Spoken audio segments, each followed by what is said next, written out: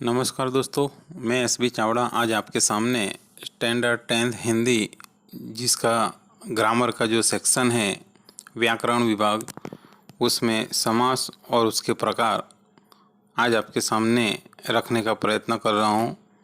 दोस्तों, मुझे आशा है कि आपको मेरा ये वीडियो ज़रूर पसंद आएगा। तो अब हम समास और उसके प्रकार को पढ़ने का प्रयत्न करेंगे। समास समास दो शब्दों से बना हुआ शब्द है। सम प्लस आस। सम का अर्थ होता है यानी कि साथ में, और आस का अर्थ होता है बैठना।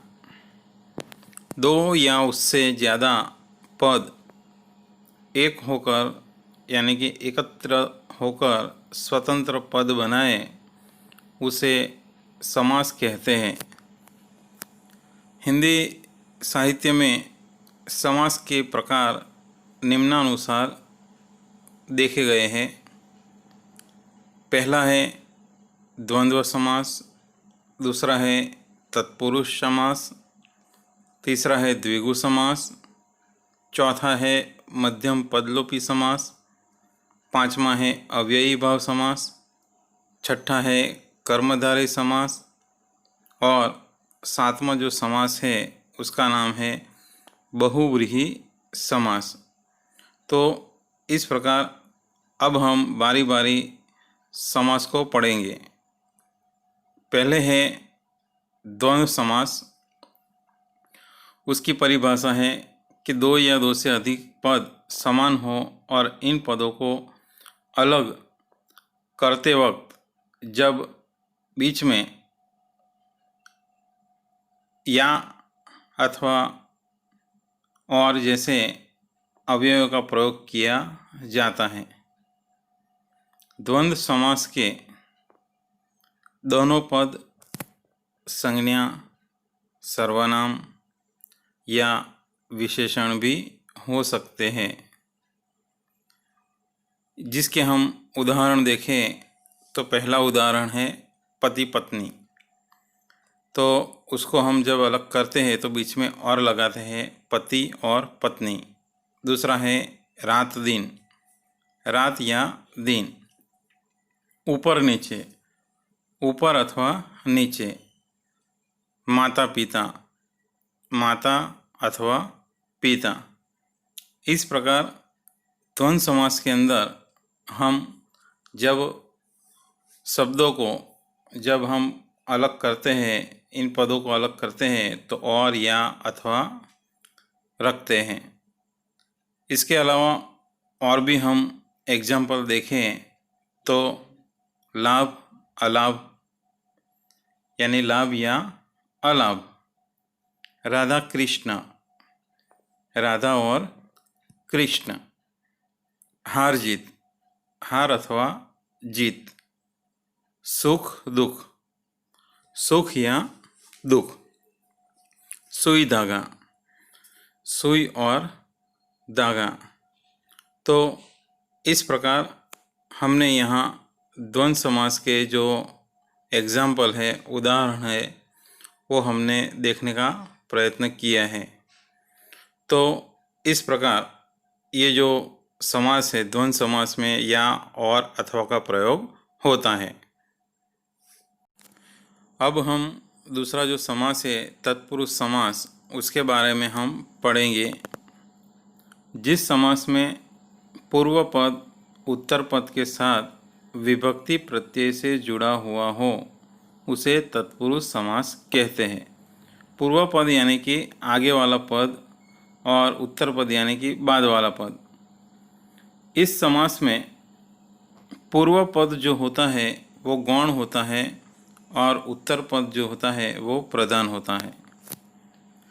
उदाहरण के रूप में हम देखें तो पहला जो उदाहरण है दासी पुत्र, यानी दासी का पुत्र।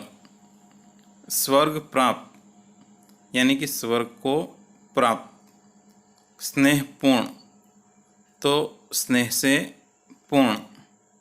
ध्यानमग्न, तो ध्यान में मग्न। तो इस प्रकार से तत्पुरुष समास में का, की, को में से विभक्ति का प्रयोग होता है। अब हम कारक विभक्ति के आधार पर तत्पुरुष समास के कुछ भेद हैं जो इस प्रकार है, जिसे हम समझने का प्रयत्न करेंगे। उसमें पहला है कर्म तत्पुरुष समास। इस समास में को विभक्ति का प्रयोग होता है। उदाहरण के लिए स्वर्ग प्राप्त, यानी कि स्वर्ग को प्राप्त। हस्तगत, हस्त को गत। प्रेमवश, यानी प्रेम को वश। इस प्रकार यहाँ कर्म तत्पुरुष में को विभक्ति का प्रयोग होता है। दूसरा है करण तत्पुरुष समास। करण का अर्थ होता है साधन। इस समास में से विभक्ति का प्रयोग होता है। इसके उदाहरण देखें तो मंत्र मुग्ध, यानी कि मंत्र से मुग्ध। शोकातुर, शोक से आतुर। दुखपूर्ण, दुख से पूर्ण। यहाँ करण तत्पुरुष समास में ये जो से विभक्ति है वो साधन के रूप में प्रयुक्त हुई है, इसीलिए यहाँ करण तत्पुरुष समास माना जाएगा।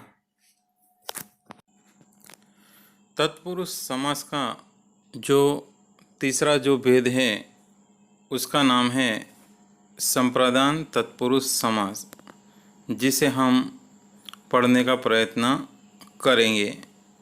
इस समास के अंदर जो विभक्ति प्रयोग हुआ है वो है के लिए। संप्रदान तत्पुरुष समास। इस समास में के लिए विभक्ति का प्रयोग होता है। उदाहरण के लिए अनाथालय, यानी कि अनाथों के लिए आलय।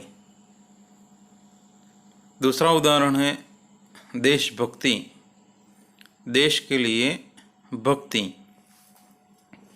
विद्यालय, विद्या के लिए आलय। तो इस प्रकार संप्रदान समास में के लिए विभक्ति का प्रयोग होता है। चौथा जो समास है अपादान तत्पुरुष समास। इस समास में से विभक्ति का प्रयोग होता है। इस समास में अलग होने का भाव व्यक्त हुआ है, यानी कि यहाँ पर अपादान समास के अंदर किसी स्थान से अलग होने का भाव व्यक्त हुआ है। उदाहरण के लिए स्नेह मुक्त, स्नेह से मुक्त। ऋण मुक्त, तो ऋण से मुक्त। धर्म विमुख, तो धर्म से विमुख।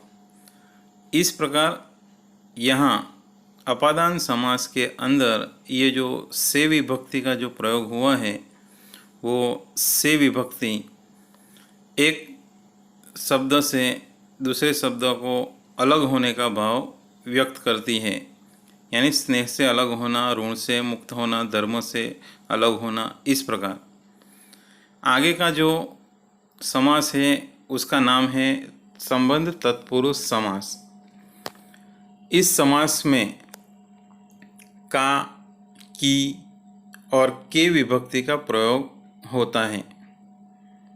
इसके कुछ एग्जाम्पल, उदाहरण हम इस प्रकार से देख सकते हैं, जिसमें पहला जो उदाहरण है गंगा जल, यानी कि गंगा का जल। दूसरा उदाहरण है मातृभाषा, यानी कि माता की भाषा। देश सेवा, तो देश की सेवा। इस प्रकार संबंध तत्पुरुष समास के अंदर का, के और की विभक्ति का प्रयोग होता है। छठा जो समास है उसका नाम है अधिकरण तत्पुरुष समास। इस समास में में विभक्ति का प्रयोग होता है जो स्थान का उल्लेख कराता है। उदाहरण के लिए वनवास तो वन में वास, युद्धवीर तो युद्ध में वीर, गंगा विहार तो गंगा में विहार, जल क्रीड़ा तो जल में क्रीड़ा। इस प्रकार से ये जो अधिकरण तत्पुरुष समास जो है उसके अंदर स्थान का उल्लेख हुआ है। जैसे कि यहाँ वन के अंदर वास हुआ है, यानी वन जो है स्थान है, युद्ध वो भी एक जगह है, गंगा एक जगह स्थान है, जल क्रीड़ा यानी पानी की जगह। तो इस प्रकार से यहाँ जो में विभक्ति का जो प्रयोग हुआ है वो स्थान का उल्लेख कराता है। अब हम इसका जो आगे वाला जो समास है वो हम देखने का प्रयत्न करेंगे। तत्पुरुष समास के अंदर उसका एक और भी प्रकार है जिसे हम उपपद तत्पुरुष समास भी कहते हैं।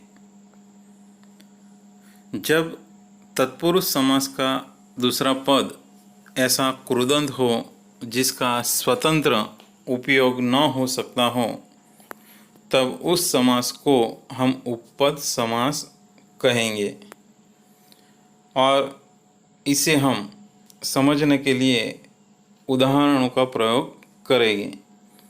जैसे कि पहला उदाहरण है गिरिधर, यानी कि गिरि को धारण करने वाला।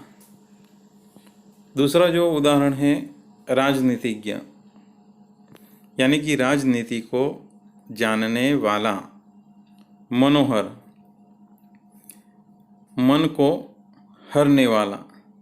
तो इस प्रकार तत्पुरुष समास के जो भेद है वो हमने यहाँ तक देखने का प्रयत्न किया है।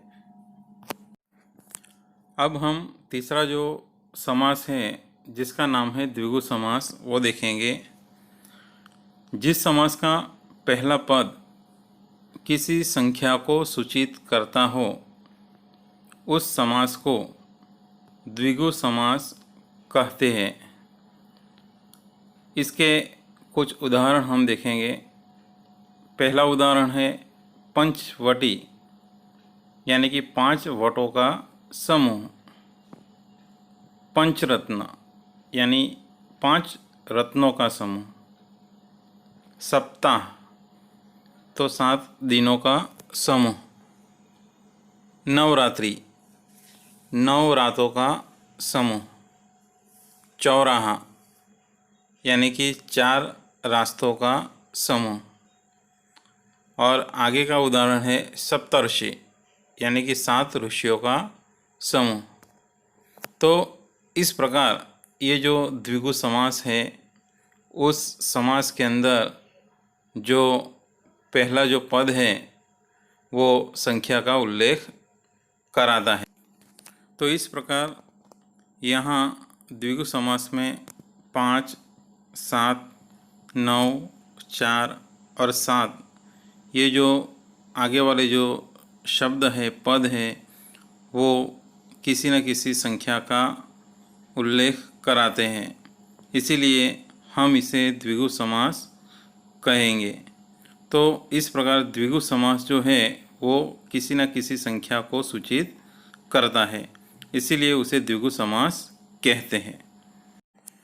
तो दोस्तों, इस प्रकार आज हमने समास और उसके प्रकार के बारे में पढ़ने का प्रयत्न किया है।